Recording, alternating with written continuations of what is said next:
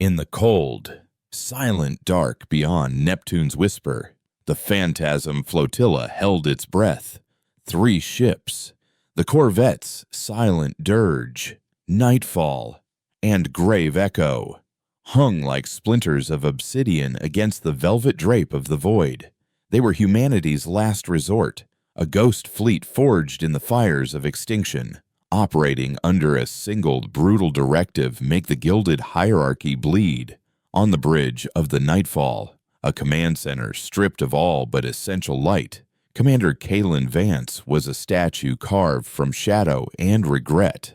His eyes, the color of a winter storm, were closed. Wooded he saw everything, a neural interface. A crown of silver thorns pressed against his temples linked his mind directly to the flotilla's sensorium.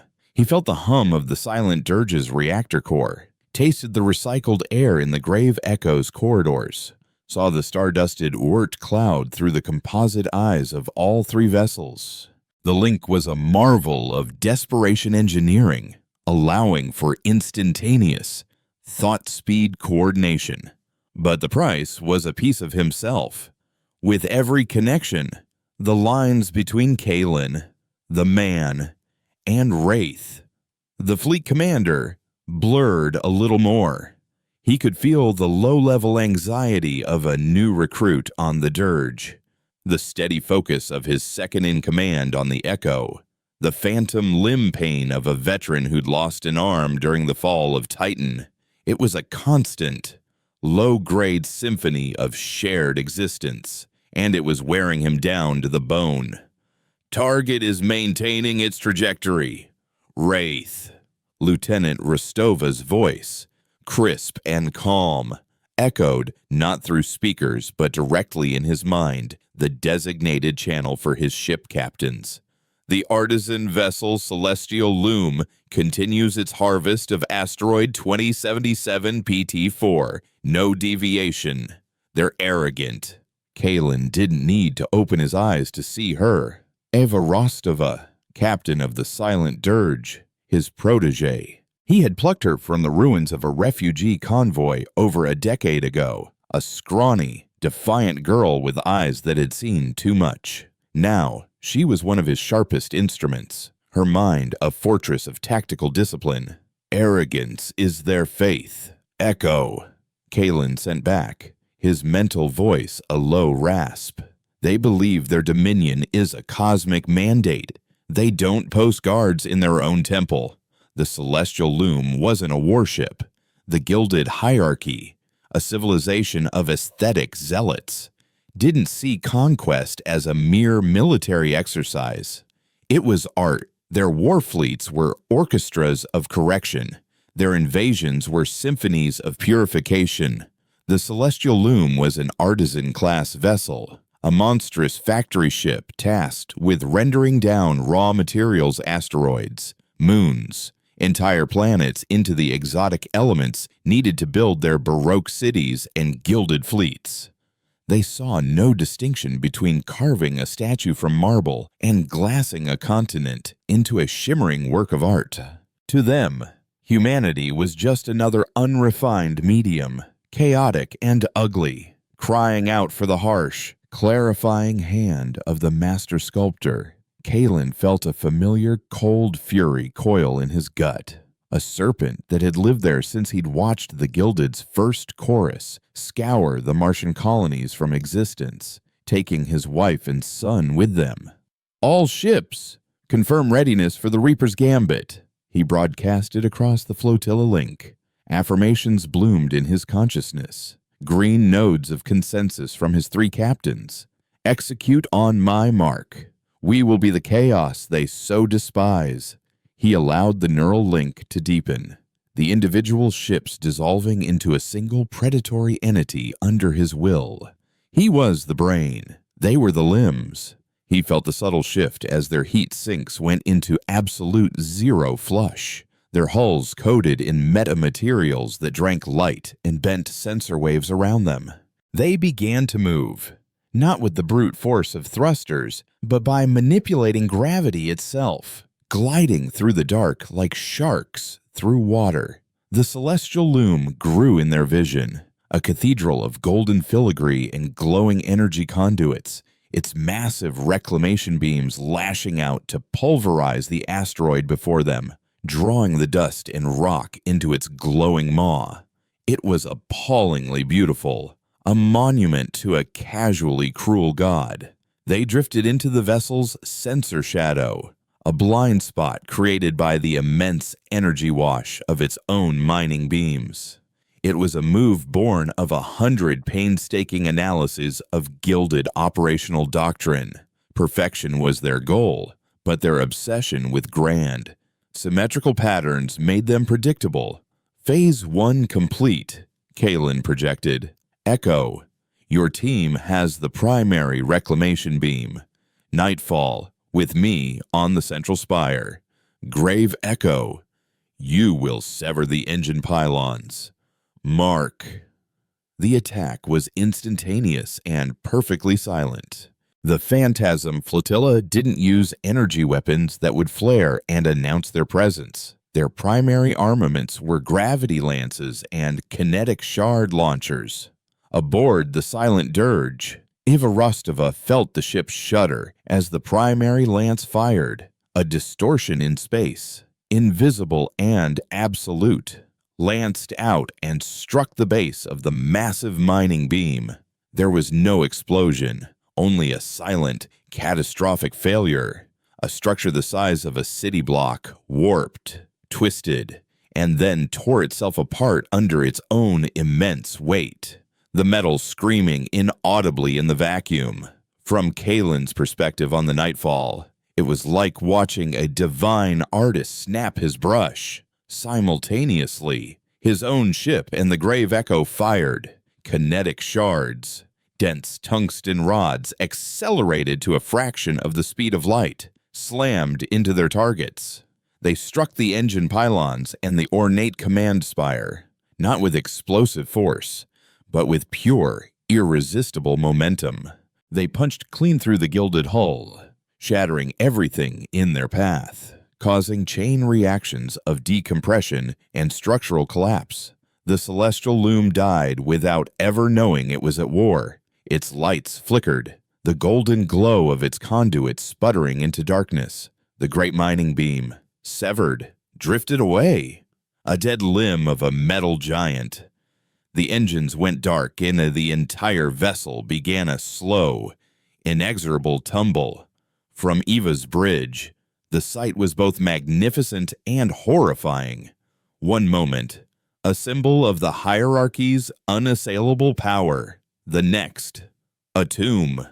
Targets neutralized, she reported, her voice steady despite the tremor she felt in her own heart. Minimal energy debris. A clean kill. There is no such thing as a clean kill.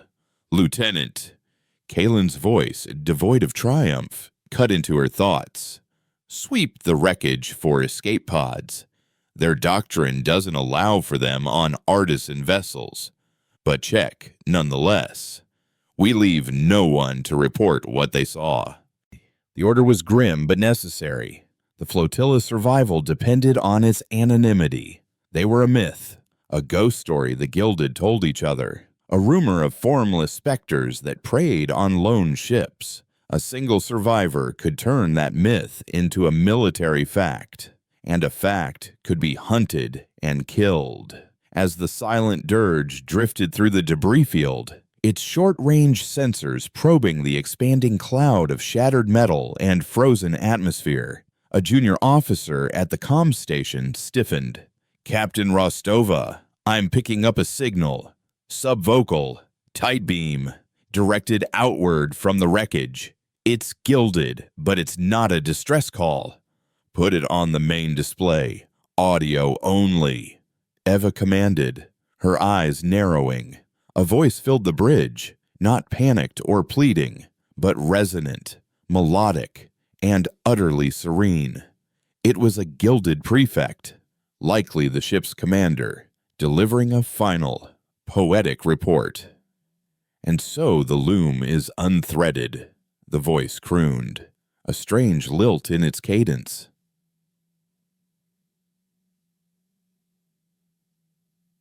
not by the thunder of the lesser races, but by the silence between stars. We were not broken by force, but undone by a flaw in the grand design, a beautiful, perfect void that moved where matter should be. They are the flaw, the elegant error, the silent verse in the hymn of creation. Let it be known that the celestial loom was silenced not by an enemy, but by a ghost in the machine of the cosmos. The transmission cut out as a final internal explosion tore through the command spire. Eva felt a cold dread snake down her spine. "Wraith, did you hear that?" she sent to Kalen. His response was immediate, laced with a weariness that went beyond the strain of command. "I heard it. Echo.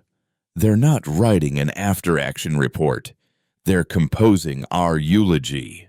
Back on the bridge of the Nightfall, Kalen disconnected from the neural link, the sudden silence of his own mind a jarring shock. He stumbled back, catching himself on the edge of a console, the ghost sensations of his fleet slowly receding. His head throbbed. "They're turning us into a poem," he said aloud to the shadows on his bridge. His tactical officer, a grim-faced man named Jian, looked up from his station. "Sir, I don't understand. They don't see us as a military threat." "Jian," Kalen explained, rubbing his temples. "Not yet. They see us as a philosophical conundrum, a beautiful, perfect void. They're romanticizing us, and the Gilded love nothing more than a beautiful tragedy." He knew how their minds worked. A prefect somewhere, a military governor with a poet's soul, would hear that final transmission. They wouldn't dispatch a simple search and destroy fleet.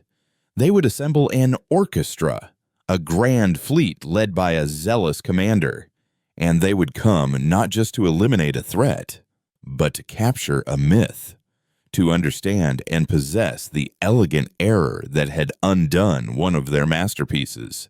They would hunt the ghost, not to exorcise it, but to put it in a gilded cage. "We've become too perfect a monster," Kalen murmured. "Our success has just painted a target on our backs, large enough to see from their home world."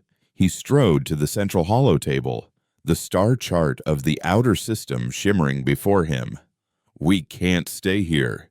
They'll saturate this entire sector looking for us.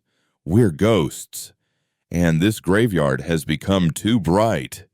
He swept his hand across the chart, zooming past familiar territories, past the Kuiper Belt, and into a region marked with hazard warnings and outdated survey data.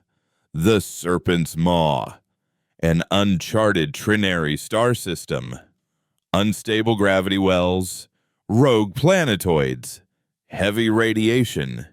The old colonial surveys deemed it uninhabitable, a perfect place for ghosts to hide. Jian's eyes widened. "Sir, our navigational charts for that sector are centuries out of date. The gravitational tides alone could tear us apart if we miscalculate the jump." "It's a risk we have to take," Kalen said, his voice hard as iron. "The alternative is waiting here for the poets to arrive with planet killers." He was about to give the order to commit the last 300 souls of the Phantasm Flotilla to a blind leap into oblivion, when a new icon blinked to life on the edge of the tactical display. It was faint, barely distinguishable from the background radiation of the cosmos. "What is that?" The comms officer leaned forward, running diagnostics. "Commander, I don't believe it. It's a human signal. An old one. Pre-war colonial frequency. An automated SOS beacon. Those are ghost signals." Jen dismissed immediately. "Echoes from dead colonies, bouncing around the system for 70 years. We've chased dozens of them. They're nothing." "This one is different," the officer said, his voice trembling with a nascent, impossible hope. The signal degradation is minimal. It's not an echo, sir. It's active. And it's coming from the edge of the serpent's maw.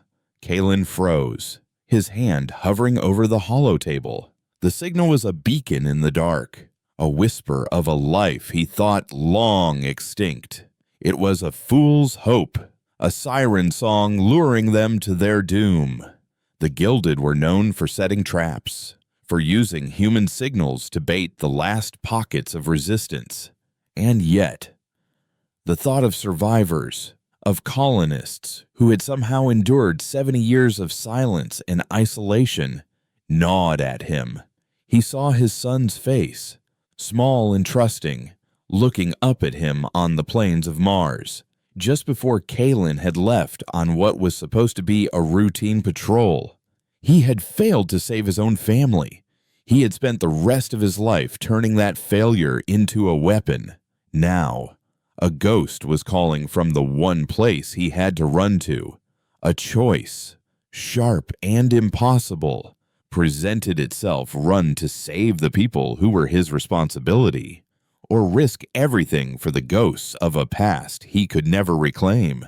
He stared at the blinking light, the fate of the flotilla and the whispers of humanity's lost children hanging on his next command. The silence on the bridge of the Nightfall was heavier than the vacuum outside. Every officer stood frozen, their gazes fixed on the single placing icon that represented either the last echo of their species or the architect of their doom. Kalen felt their collective uncertainty as a dissonant chord in the symphony of the flotilla link, a fragile note of hope warring with decades of ingrained survival instinct. He kept his own thoughts shielded, a necessary act of command, but inside, the ghost of his son's laughter was a storm he could barely contain. He reached out through the neural link, a private channel, a whisper of thought directed only at the captain of the silent dirge. Echo, your assessment unvarnished. Eva Rostova's mental voice was a welcome anchor of cold logic in his emotional tempest. It's a gilded masterstroke. Wraith. The perfect bait for a ghost. They know our history. They know we're the remnants of the Colonial Defense Force, a pre-war beacon from a lost colony. It's tailored for us. It preys on the one thing we can't afford: sentiment. We follow that signal. We're navigating by a prayer, not a chart. The mission is to survive, to be the weapon humanity needs. The mission is not to chase fairy tales into an ambush. He knew she was right. Every tactical instinct screamed that it was a trap. The Gilded were artists, and this was a canvas prepared for a tragedy, with them as the subject. Yet, the signal pulsed with a stubborn, rhythmic life, a heartbeat in the void. It wasn't just a signal, it was an accusation. It asked a question he had been running from for 70 years. Did you even look? He had transformed his grief into a weapon, but the fuel was the memory of those he'd failed to protect.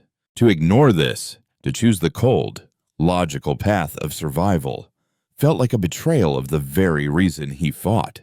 It felt like leaving his family to die all over again. "Jian," Kalen said, his voice cutting through the tension on the bridge. The first sound in minutes. "Plot a course. Take us to the source of that beacon. Maximum stealth. Use the gravitational tides of the outer stars for cover. I want our energy signature to be indistinguishable from a passing comet." Jian's head snapped up, his expression a mixture of shock and reluctant obedience. "Sir, are you certain?" Kalen's gaze was flint. "No, I'm not. But we are going anyway. Inform the flotilla. We're going ghost hunting." As the Nightfall and its sister ships altered their course, sliding deeper into the treacherous currents of the Serpent's Maw, Kalen felt a wave of reaction from his crews. It wasn't the disciplined ascent he was used to. It was a flicker of something wilder, something he had worked so hard to suppress in them hope. It terrified him more than any gilded orchestra.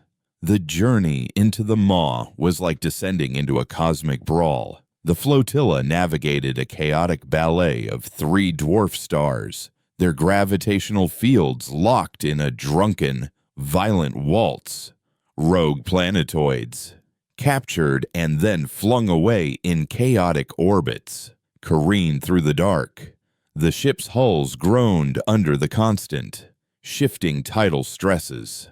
On the bridge, red alerts flashed with maddening frequency as proximity alarms and radiation warnings screamed for attention. For Kalen, connected to it all, it was torture. The neural link, usually a tool of precise command, became an echo chamber of anxiety. He felt the spike of adrenaline in a pilot on the grave Echo as she wrestled her ship through a gravity shear. The nauseous vertigo of a sensor tech on the dirge as his displays became a blizzard of phantom readings.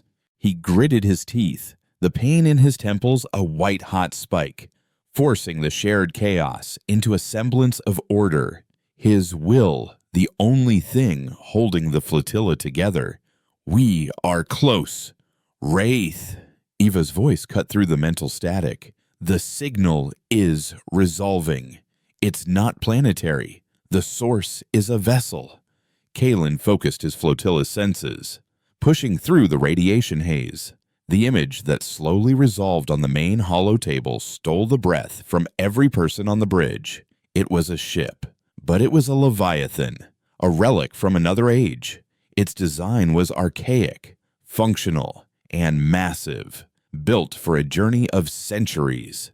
Cylindrical modules, designed to spin for gravity, were locked in a silent, static line. Vast, darkened solar sails, now tattered and torn, were folded against its spine like the broken wings of a moth. It was a seed ship, an ark. Specifically, it was the Odyssey, the last of the great arcs to leave the Sol system before the Gilded arrived, carrying 250,000 colonists, scientists, and artists, humanity's best and brightest, on a one-way trip to a new home in a neighboring star system. It was a legend, a lost hope, presumed destroyed in the early chaos of the war. It hadn't been destroyed. It had been impaled. The colossal vessel was speared through its central habitat ring by a shard of crystalline asteroid, a jagged, glittering dagger pinning it to the rock. The ship was a tombstone marking its own grave. The SOS beacon pulsed from its heart, a lonely, defiant beat. "No gilded ships in the vicinity," Gian reported, his voice hushed with awe. "No energy signatures other than the beacon and some residual background radiation from the ship's old reactor. It's quiet." Quiet was never good. "Ava," Kalen projected, "I'm leading the boarding party." There was a sharp, immediate refusal in his mind. "Negative, Wraith. Absolutely not. Your place is with the flotilla. The neural link is a command asset, not a scouting tool. You go dark. We're 3 separate ships, blind and deaf. I will lead the team. You will be my eyes from here." He wanted to argue. The pull to set foot on that ship, to bear witness himself, was a physical ache. But she was right. His duty was to the living, not the dead. Acknowledged. "Echo, you have the con, but I'm slaving my link to your suit's camera feed. I see what you see. A small shuttle, the Styx, detached from the silent dirge, its form a dark sliver against the immense backdrop of the dead ark. It navigated the treacherous debris field and latched onto an exposed maintenance airlock near the ship's wounded heart. Kalen watched through Eva's eyes as she and her team, 5 soldiers in black void armor, cycled through the lock. The hiss of their suit atmosphere was the only sound. The interior of the Odyssey was a cathedral of ice. A catastrophic decompression had flash-frozen everything.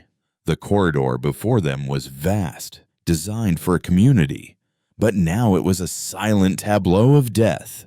Bodies floated in the zero gravity, their faces peaceful, their expressions not of terror, but of simple, sudden surprise. There were no signs of battle, no weapon fire scores on the walls, no shattered armor. One moment they were alive, the next, they were statues of frozen flesh. It was as if someone had simply turned off the concept of life within the vessel's hull. Wraith, this is wrong.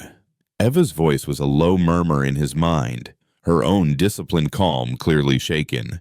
There was no fight here. They just stopped. Keep moving. Echo, find the source of that beacon. They moved deeper into the ship, their helmet lights cutting through the oppressive darkness. They passed through frozen communal areas, cryo bays filled with thousands of silent, frosted pods, and engineering sections where tools floated in midair, dropped by hands that had ceased to function in an instant. The faint, rhythmic pulse of the beacon grew stronger, leading them towards the ship's command center, the bridge. The blast doors to the bridge were sealed. "Cutting charge," Eva ordered. The explosion was a dull thud in the vacuum, and the heavy doors peeled open like a steel flower. The scene inside was the same. The command crew were frozen at their stations, their hands hovering over consoles, their eyes fixed on a long-dead star chart. But in the center of the room, on the captain's command dais, was the source of the beacon. It was a small, jury-rigged device, wired into the ship's last vestiges of emergency power. And beside it, protected by a flickering personal energy field, was a single, active cryopod, no larger than a coffin. "My God," one of Eva's soldiers whispered, the sound raw over the private comm. Kalen felt his own heart hammer against his ribs. A survivor. After all this time, a single survivor. Eva approached the pod cautiously, her weapon raised, and the frosted plasteel of the lid made it impossible to see inside clearly. But the biomonitor on its side was active. It showed a single, steady human heartbeat. "Wraith," Eva sent, her thoughts a jumble of disbelief and tactical caution. "We have a survivor. Repeat, we have one survivor. Appears to be in stable cryosleep. Can you identify them?" Kalen pressed, leaning so close to his own hollow table he could feel the cold light on his skin. Eva wiped a gloved hand across the frosted lid, clearing a small patch. She angled her helmet light to peer inside. "It's a child," she breathed, her voice cracking with an emotion he hadn't heard from her in years. "Just a small child, a girl." A wave of vertigo washed over Kalen, the weight of a 70-year-old hope threatening to crush him. A child. They had saved a child. It was a victory more profound than any gilded ship he had destroyed. It was a future. "Prepare her for transport, Lieutenant," he ordered, his own voice thick. "We're bringing her home." As Eva and her team began the careful work of decoupling the pod, her helmet light swept across the bridge one more time. The beam passed over the child's cryopod, casting a long shadow on the bulkhead behind it. For a fraction of a second, Kalen's mind, linked to her vision, processed an image that didn't belong. He rewound the visual feed in his memory, his blood turning to ice. Eva hadn't noticed, focused as she was on the pod itself, but he had seen it. The light had cast the silhouette of the small, sleeping child against the wall, but the shadow it threw was not that of a child. It was elongated, twisted, with too many joints and a suggestion of talons and sprawling, insectoid limbs. It was a nightmarish, alien shape, a stark black rendering of something that had no place in the human form. The beacon hadn't been an SOS, and they hadn't found a survivor. They had just answered the door for the ghost in the machine. The revelation hit Kalen like a physical blow. A shard of ice rammed through the neural link into the core of his consciousness. He tried to scream a warning, a frantic, desperate command to Eva, but his mind was suddenly ensnared. A pressure, alien and immense, clamped down on the flotilla's shared sensorium. A psychic weight that felt ancient and infinitely patient. It wasn't a hostile attack, not in the way a gilded jamming signal was. This was something else. It was a presence. It felt like the sudden, silent awareness of a spider on the back of your neck. His connection to Eva's suit cam flickered, the image of the bridge and the child's pod dissolving into a screaming vortex of static. Then, the entire flotilla link, the very foundation of his command, went dead. He was alone, ripped from the collective mind of his fleet and thrown back into the claustrophobic confines of his own skull. The sudden silence was deafening, a void where the thoughts and feelings of 300 souls had just been. He gasped, tearing the silver crown of the neural interface from his head, its contact points leaving bleeding pinpricks on his temples. "Jian," he roared, his voice raw. "Status on the sticks." "What's happening on the Odyssey?" Jian's face was pale, his hands flying across his console. "I don't know. Sir, all contact lost. The shuttle, Lieutenant Rostova's team, their suit comms, everything's gone dark. It's like they just ceased to exist." He gestured to the main tactical display. The icons for the shuttle and the boarding party had vanished. "We're trying to get a sensor lock, but the background radiation around the Ark has spiked. It's like a storm of interference just erupted from inside it."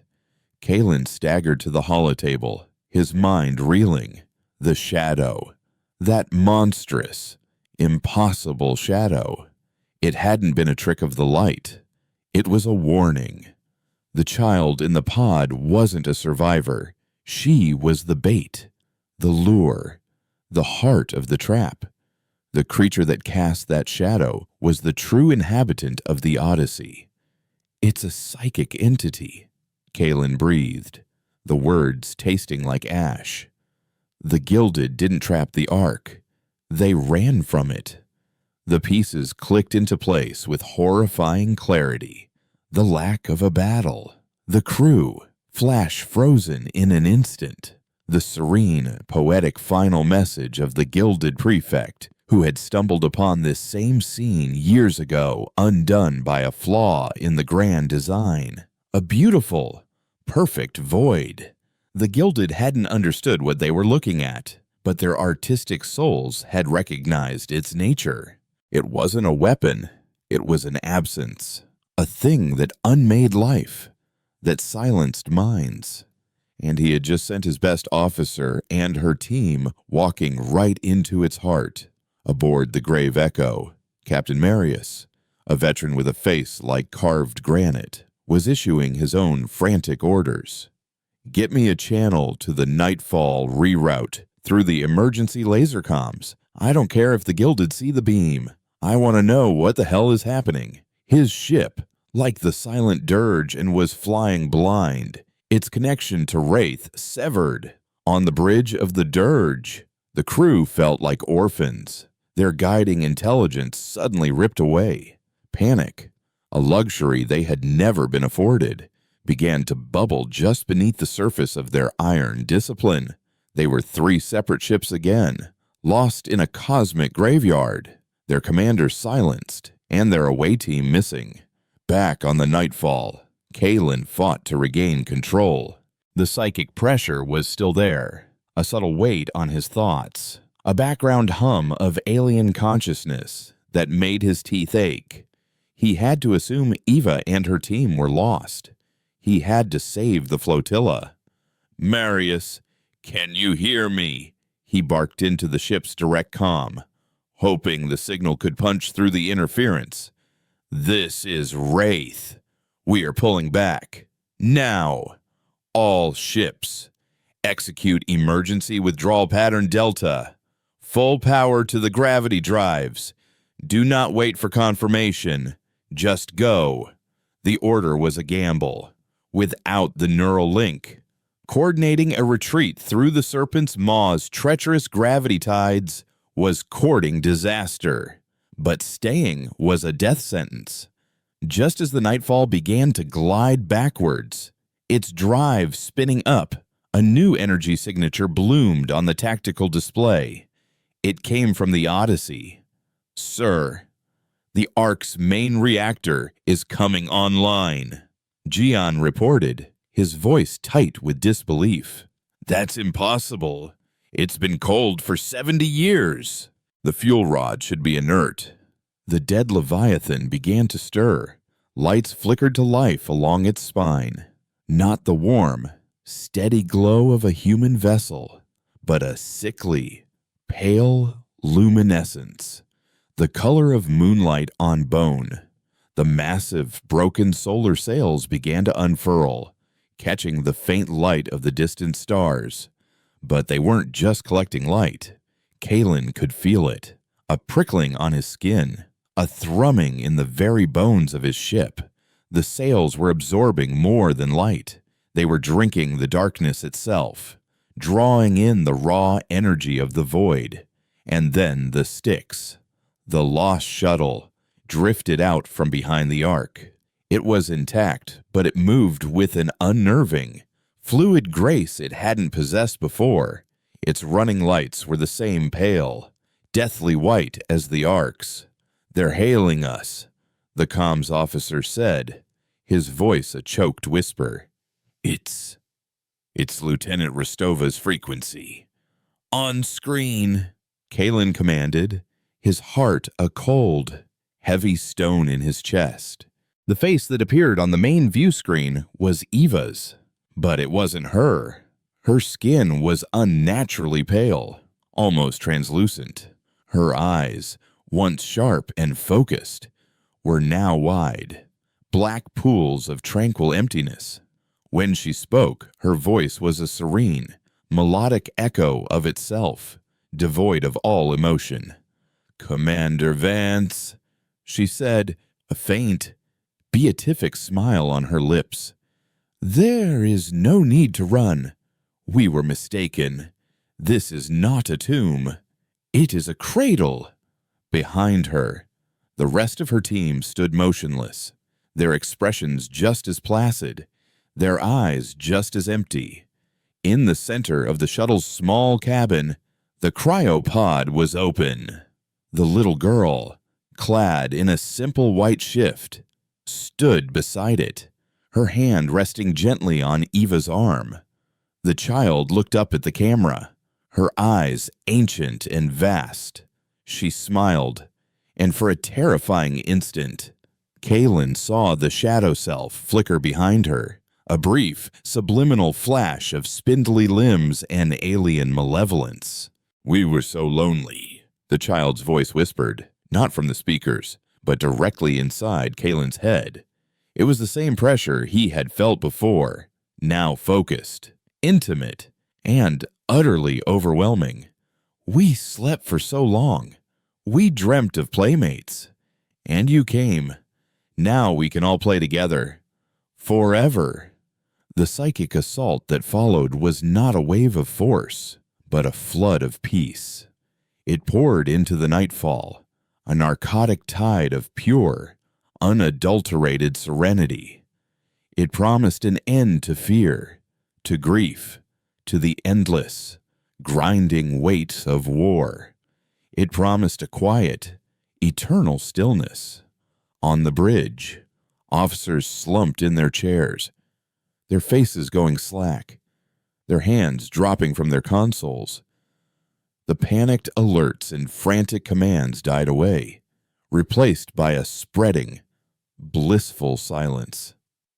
Kalen felt it wash over him, a cool hand stroking his fevered mind. He saw his wife, his son, their hands outstretched, smiling, telling him it was over, that he could finally rest. The serpent of fury in his gut uncoiled. The pain in his temples faded. It would be so easy to let go, so easy to join the quiet. But the serpent, the rage he had nurtured for decades, was not so easily tamed. It was the core of him now, the engine of his will. It hissed and recoiled from the cloying peace, recognizing it as the ultimate poison. With a roar of pure, animalistic fury, Kalen slammed his fist down on the manual purge valve for the bridge's emergency life support. A klaxon blared, a violent, ugly sound that cut through the placid silence. The bridge's atmosphere began to vent into the void. The sudden, violent decompression, a shock of cold and pain. The jolt was enough. Officers gasped, their blissful expressions shattering, replaced by the primal's instinctual panic of suffocation. The spell was broken. "GN sealed the bridge," Kalen yelled, the words torn from his oxygen-starved lungs. "Get us out of here now." And the Nightfall's gravity drive screamed to life, tearing the ship away from the mesmerizing glow of the awakened Ark. The grave echo and the silent dirge, their own crews shaken from the psychic stupor by the Nightfall's sudden, violent maneuver, followed suit, their drives flaring in a desperate, uncoordinated scramble. As they fled, Kalen looked back at the view screen. The image of the child and the serene, empty-eyed Eva remained. The child's smile widened, and she raised a small hand in a gesture of farewell. Then the Odyssey began to move, not with thrusters, but with impossible grace, its vast, dark sails drinking the light of the trinary stars. It turned its impaled form towards them, the crystalline asteroid jutting from its hull like the horn of some cosmic beast, and began to give chase. They hadn't just awakened a ghost, they had awakened a god, and it thought they were its new toys. And as they plunged deeper into the chaos of the serpent's maw, Kalen knew with chilling certainty that there was nowhere in the galaxy they could run where it couldn't find them. Its playground was the silent space between their thoughts. The retreat was a frantic, desperate flight through a maelstrom. The serpent's maw, once a potential sanctuary, had become a cosmic cage, and the Odyssey was the warden, Kalen, his lungs burning as the bridge life support struggled to repressurize. Watched the tactical display with a sense of dread so profound it felt like a physical chill. The Ark was faster than it had any right to be. It didn't follow the predictable lines of gravitational physics. It seemed to simply will itself across the void, its pale light a relentless moon chasing them through the stellar chaos. Worse, it was broadcasting, not on any frequency his comms could detect, but directly into their minds. It was a song, a lullaby of promises whispered on the edge of thought. It spoke of an end to pain, a reunion with the lost, a perfect final peace. It was the whisper of the void given a voice. And it was eroding the morale of his crews with every passing second.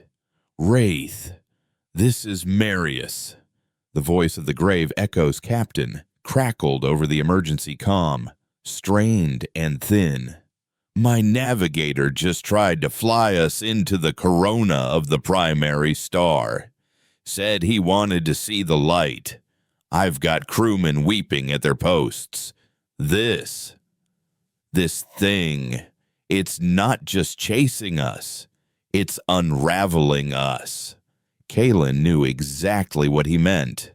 The psychic pressure was a constant, grinding erosion of will. It found the cracks in every soul, the grief, the fear, the exhaustion, and poured itself in, widening them until the mind simply fractured. He could feel the fraying edges of his own sanity, the memories of his family no longer a source of fuel for his rage, but a sweet, tempting poison promising release. He had to sever the connection.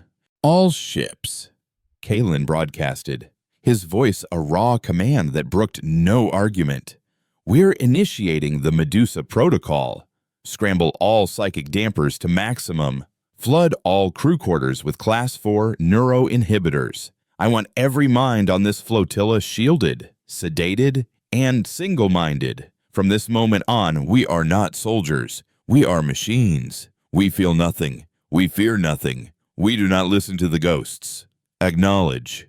One by one, grim acknowledgments came back. He felt the flotilla shift, the chaotic, emotional static of 300 minds being forcibly suppressed, blanketed under a wave of chemical and technological apathy. The whispers in his own head faded to a dull, distant hum. The pain of his loss receded, locked away behind a wall of cold, hard function. It was a brutal, dehumanizing act, turning his crews into little more than automatons. But it was the only way to keep the entity from turning their own minds against them. They were now a flotilla of ghosts, in truth, running from a god of silence. "It's still gaining," Jian reported, his voice flat and emotionless, a product of the neuroinhibitors now coursing through his veins. "Its method of propulsion is illogical. It doesn't seem to displace space. It races the distance between itself and us." Kalen stared at the display, his newly detached mind processing the tactical reality. They couldn't outrun it. They couldn't outmaneuver it. Direct confrontation was suicide. Therefore, the logic was inescapable. If you can't escape the monster, you have to find a bigger monster. "Jian," he said, his voice a monotone. "The central star of this system, the white dwarf, the one the old surveys called the Anvil. Give me a full analysis of its gravitational field and magnetic output." Jian's fingers moved with mechanical precision. "Extreme gravity wells, sir. Time dilation effects are significant within 10 million kilometers. Its magnetosphere is highly unstable, prone to massive, unpredictable coronal ejections. To approach it would be..." "Perfect," Kalen finished for him. "Plot a course that will skim the edge of its exclusion zone. Bring us as close as we can get without being torn apart by the tidal forces." A flicker of something, perhaps the ghost of confusion, crossed Jian's placid face. "Sir, the radiation and gravitational shear will cripple our systems. We'd be lucky to survive the pass." "The Odyssey won't," Kalen stated simply. "That thing, whatever it is, it feeds on the void, on silence, on psychic energy.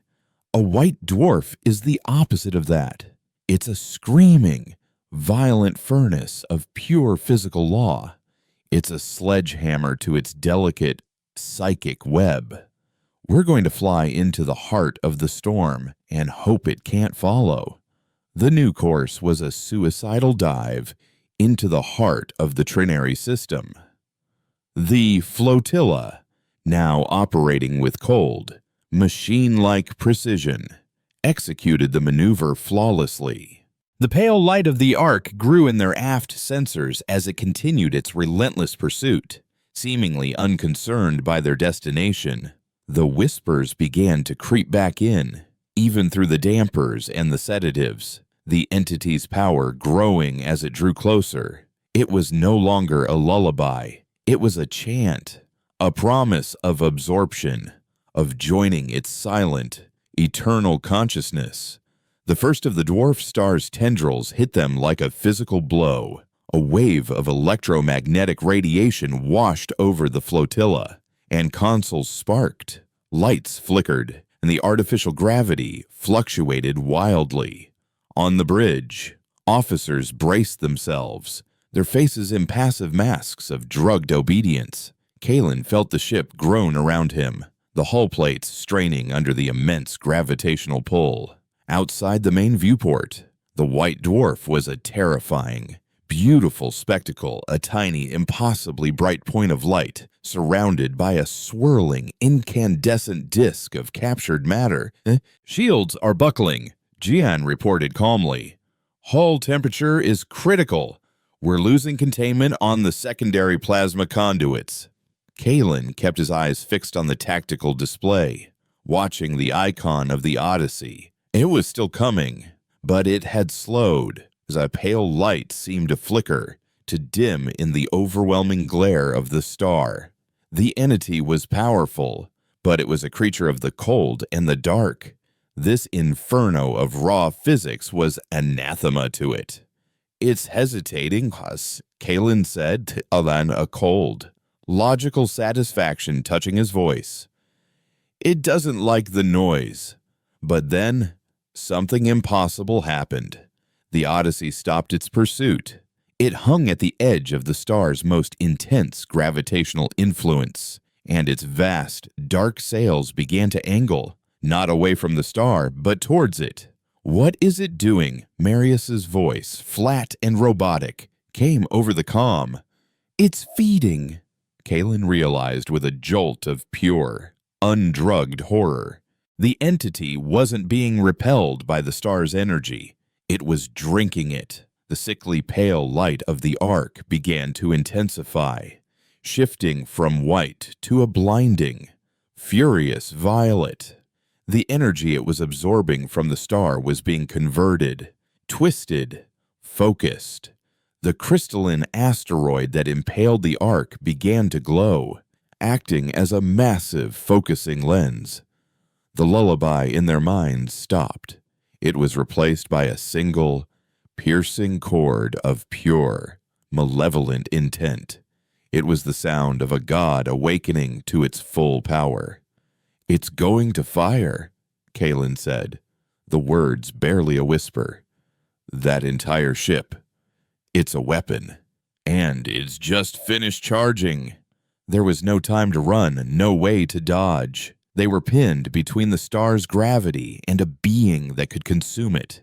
The flotilla, for all its strength and stealth, was caught like a fly in amber. Just as the violet light on the Odyssey reached a blinding crescendo, a new variable entered the equation. A fleet of ships dropped out of hyperspace directly between the flotilla and the Ark.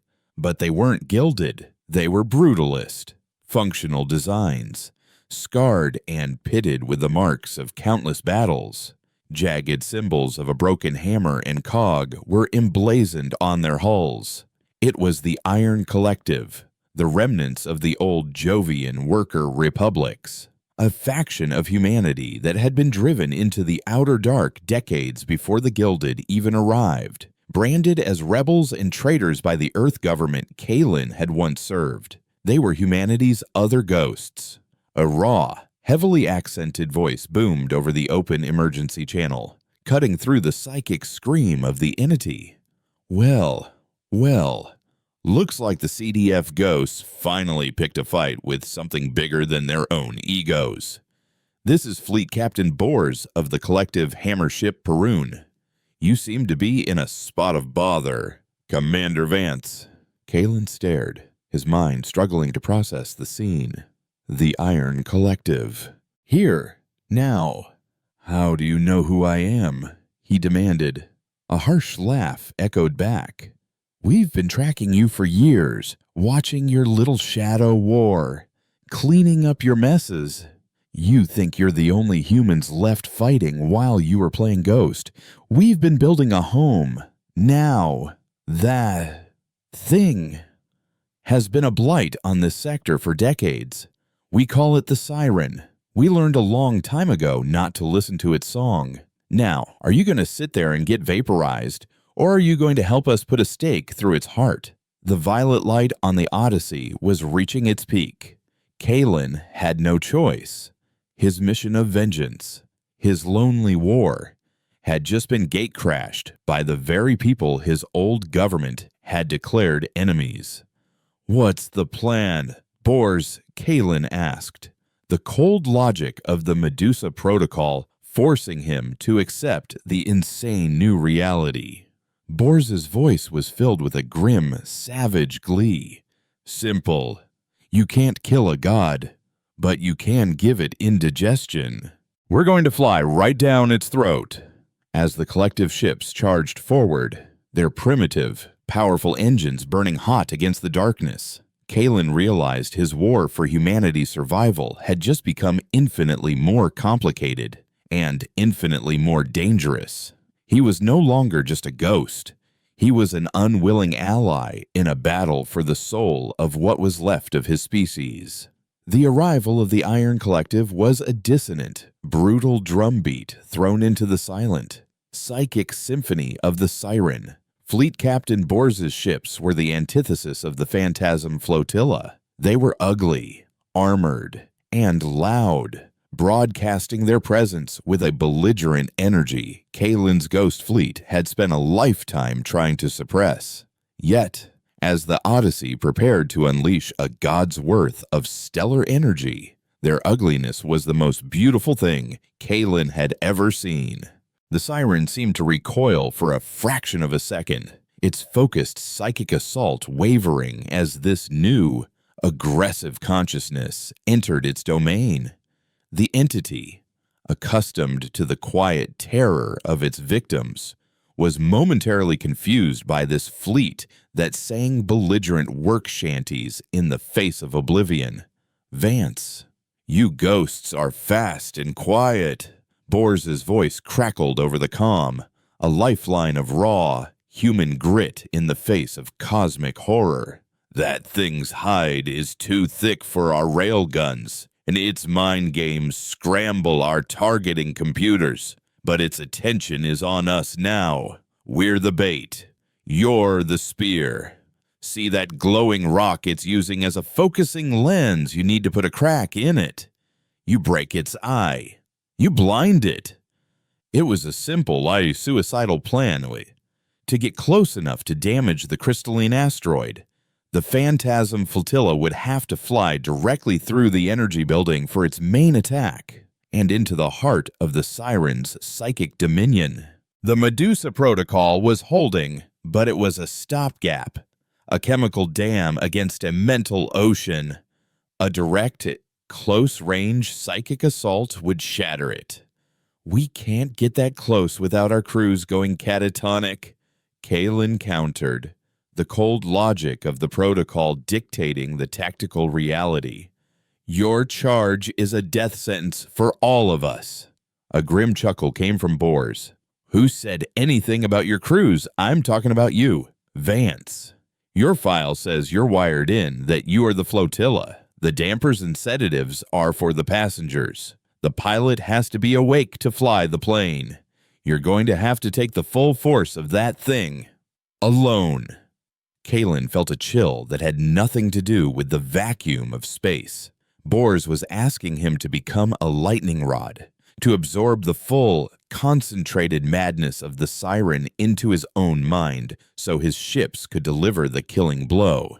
It was the ultimate sacrifice to face not just death, but an eternity of silent, blissful insanity. He looked at the holotable, at the three small icons of his ships, the last vestiges of his old life, his old duty. Then he thought of Eva, her face a serene mask, a puppet for the thing on the ark. The serpent of rage, dormant under the sedatives, stirred once more. Gian, Kalen said, his voice quiet but absolute. Disable the Medusa Protocol's primary inhibitors. On my mark, and for me only. Slave the targeting solutions of all three ships' main lances to my direct neural command. Link them, and sync the firing sequence. Gian, his face a placid mask, simply nodded and complied. Kalen picked up the silver neural crown, its thorn seeming to gleam with a predatory light. This time, there would be no buffers, no safety protocols. He was going to open the floodgates. All ships. This is Wraith, he projected, not over the comms, but pushing the thought out with the first flicker of the reactivated link. On my signal, You will give me everything. Boars, make your run loud." And he placed the crown on his head. The world exploded. The nascent connection to his flotilla was instantly hijacked by the siren. It didn't just whisper anymore, it screamed into his soul.